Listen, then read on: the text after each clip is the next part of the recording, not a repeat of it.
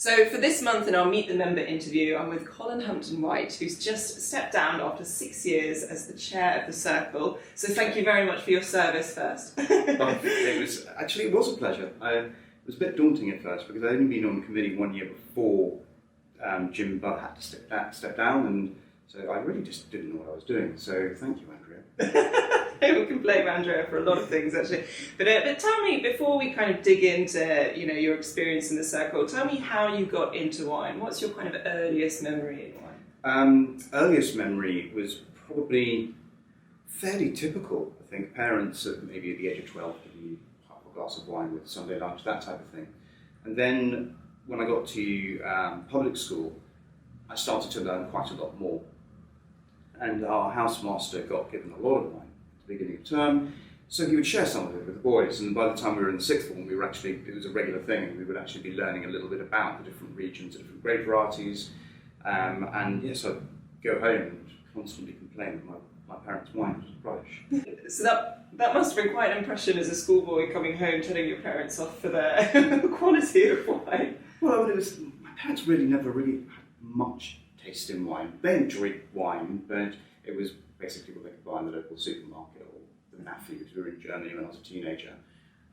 So they enjoyed wine, but didn't really know much about it and didn't really want to know much about it. It was just another thing to drink, I suppose. They might as well have had a gin and tonic. It wouldn't have made much difference to them, I don't think. Excellent. And how did you kind of get into the career of working in wine and drinks and spirits? Yeah, that was a bit of a long haul, really. I wanted to do an arts degree, but couldn't because I was never available for interview because I was living in Africa. So I did quantity surveying, which I managed to last about 6 years in. Hated it was very boring. And then I moved into photography. And that was just, well, it wasn't by chance. I wanted to know whether I was any good or not. So I took an amateur portfolio to the Scotsman, persuaded them to give me like 10 minutes of their time just to say, look, am I any good or should I just go back to quantity surveying? And they were very nice, and they gave me a job for 3 months at the Edinburgh Evening News, leading into then working for the Scotsman. And that transferred into London, came here, worked for various other newspapers, for agencies and so on, and ended up working at the FT, and then started, after that, freelancing. This is going for about a decade, very quickly, by the way. And then I started taking portraits for the Rebecca Hossack Gallery. I exhibited there a few times, and one of the major set of portraits I did was of great winemakers. One of my very close friends worked at Far Vintners, and I went out with them from Premier for a few years, getting to know the wines. I mean, I already knew that I loved wine, and through this decade of quantity surveying and everything else that was awful, I was still drinking and learning about wine. And then I got to go to Premier, meet some of the winemakers, and this was in 2009, 2010, when I then, at the end of 10, towards the end of 10, asked them all, left and right back, best ones, if I could come and take their portraits, worrying that if Mouton said yes, Lafitte would say no, and so on, the politics in Bordeaux. But they were very happy after the 09 vintage, and 10 was looking amazing. So everyone was very happy and said yes. So I took this series of portraits. And with the access that I was getting at that point, all the top chateaus in a very short space of time, a guy who I met at a tasting, Darius Sanai, had his own magazine called Lux. He's the editor-in-chief of Condé Nast, which was great, but he had his own magazine, Lux, and he said, look, can you start writing? I've done a bit of writing in the past with the various newspapers I've worked for, but I hadn't done anything in a magazine before, and so I said to him, look, I'm really not a writer, I'm a photographer.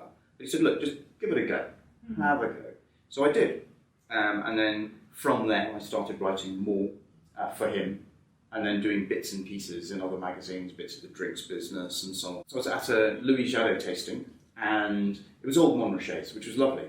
But at my table there was Christine Austin and Sandra Clement, and they were talking about the Circle.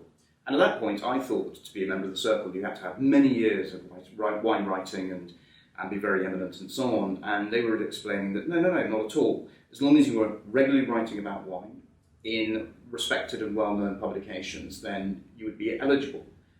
And then I started to talk about photography and so on, and they said, okay, well, we have members who are photographers too, so there's that side to it as well. I think John Wyan was a member of it at that time. So I applied, and they were my seconder and my proposer, and I got in. Excellent. That was some time ago. I actually can't remember the year, but it was it couldn't have been before 2011, I think.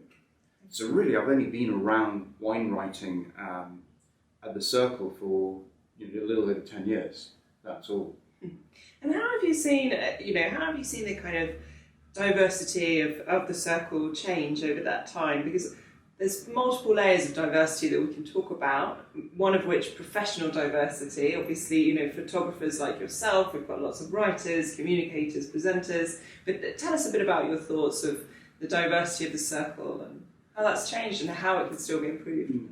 I think that it's changed an enormous amount, and half of that, I think, has come through people realising that the Circle isn't for long-standing members of the wine writing press, that it has the diversity of photographers.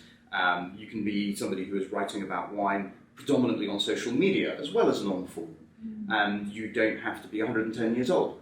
You can come into wine writing pretty young. It doesn't just have to be wine writing, it can be spirits as well.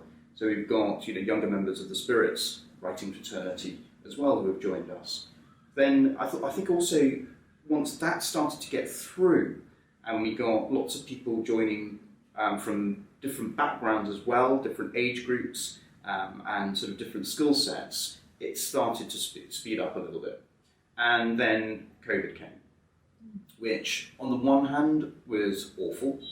On the other hand, it was great, actually. It really allowed us to open up to an international crowd. Suddenly we were doing all these meetings on Zoom, and then we were doing Zoom tastings, Zoom seminars, and more people were joining these seminars from our foreign membership, and then suggesting the Circle to other people. So we've had an enormous amount of people from abroad join the Circle, especially in the last 3 years.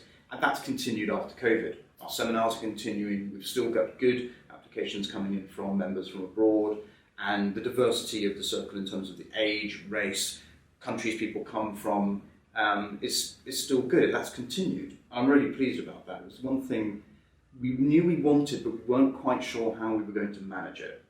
And through a little bit of kind of, I suppose, self-promotion when we were talking about the Circle to various people, and then also COVID, and that's kind of all helped, and it stayed. Excellent. I do, as a member myself, I do think the great community spirit that really came through the pandemic and all of the Circle's activities online, I think that has been a really great change and shift and really brought people closer together. So I'm sure it was a very challenging time for the committee, but I think you all steered it very well and very clearly. Tell us a bit about yourself professionally. What are you working on?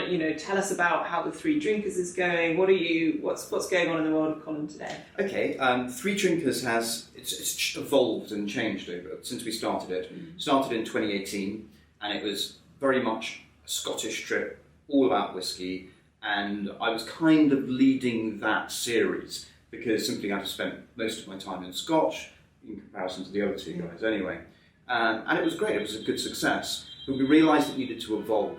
Nowadays, I suppose in terms of presenting, we wanted to have different presenters, and we wanted to bring more diversity into the presenting. So being sort of the middle-aged white guy, I kind of bowed out and thought, okay, I'll pop along every now and again, but let's get some new voices going. And Adi and Helen were very up for that.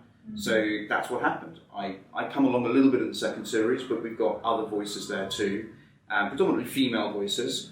And then into the third series, which has been filmed right now.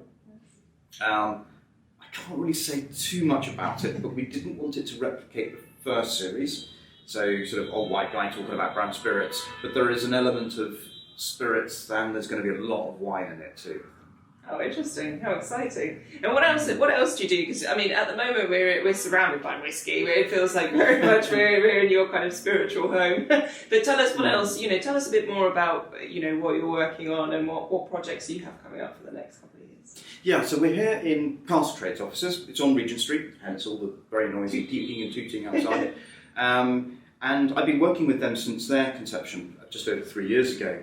And it was started by a friend of mine called Simon, who loves whiskey, and he was a collector. He has got thousands and thousands of bottles, and he was also buying casks. And the bottles were simple. You buy it, it's sent to you, or you go pick it up in a shop, and you store it. Casks, not so simple. And there were lots of fairly dodgy brokerages around when he was starting to buy casks. So he didn't know where his casks were, which warehouses they were in. He didn't really at that point kind of understand the importance of duty representation, the person who bought the cask through. Casks went missing, some of them didn't even exist in the first place. Yeah. So he thought, okay, at this moment of my life, I'm not doing anything particular. He'd sold a tech company, and he thought, okay, why don't we try and do this properly? So he started Cask Trade and asked me to be a director to help, basically, with all the different intricacies that were going to pop their heads up. But the main thing was he wanted to do it properly. So we became a stockist and not a brokerage. So that it's really simple. You buy the stock, you own it, and then you sell it. I mean, it's uncomplicated. And it makes things very, very transparent. And I really love that idea. And it's the only company that within the Scotch world that I work with directly. I think they've done a fantastic job. And I also like the way they don't just do Scotch. We do some cognac, we do some rum, we've got some Welsh whiskey at the moment, actually. Really? Yeah. Interesting. So I want to ask you a bit about your intel in the world of spirits, because obviously we know a lot, well, we don't know a lot, but we talk a lot about fine wine investment. What are the spirits that people are really investing in? Is Scotch absolutely number one? Are there any that are kind of competing to be there? Scotch is definitely number one. The problem we have with that is a little bit like the wine trade in the crash.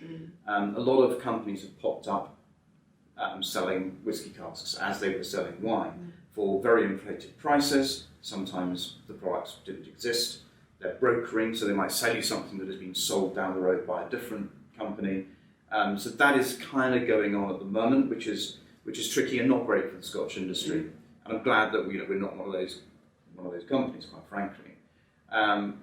Generally speaking, yes, at the moment Scotch is good in terms of investment. We have some people who are investors, but the majority of our clients are independent bottlers. Okay. At the end of the day, it's got to end up in a bottle and hopefully drunk.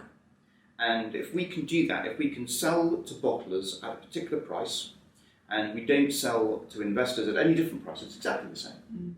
It means that at the end of the day, when that cask is ready, we can then buy it back and then sell it to the bottlers. And all the prices are reasonable, not overinflated. Whiskey is going up, so it gets a bit more tricky as time goes on, because we've got to obviously buy it at a higher price. Yeah. But the prices are what the prices are dictated to by the market, rather than, what can I get for that? Interesting. And I always like to finish these interviews on a slightly kind of lighter or more delicious note. So can you tell us a bit about what are your, first of all, what is your kind of go-to wine? What are you going to be sipping this summer?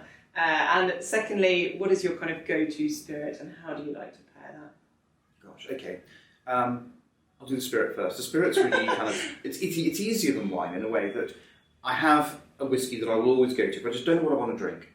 And I just want to drink. I'm not analysing it or anything like that. So pick up, have a drink of whiskey, put a bit of water in it, sit in the sun, and that's Johnny Walker Black Label. Every single time. It's complicated, but it's uncomplicated. I know exactly what I'm going to get, and there are most of the flavour compounds within that whiskey.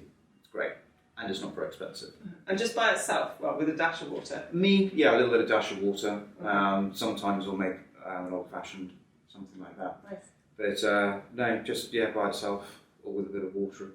Fabulous. With wine, that's more complicated. I think it so depends for me on the weather, whether it's overcast or hot, or alcohol content matters a massive amount. I find that over the summer I'm drinking more whites, obviously, and also lighter wines.